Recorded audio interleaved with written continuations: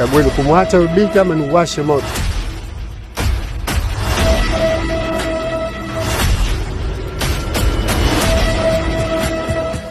Unapokwenda nyumbani utapita kwenye misitu mikubwa.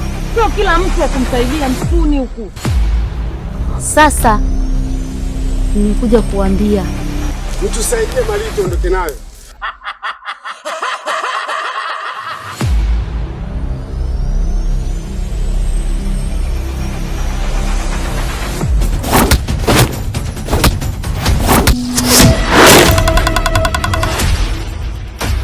Wale wakina wakati.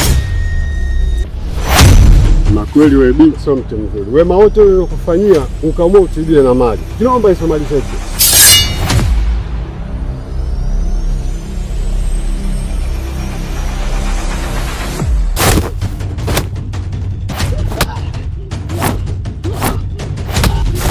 Umeshasatumia design yako. Unajua? Ikiwezekana yule mwanamke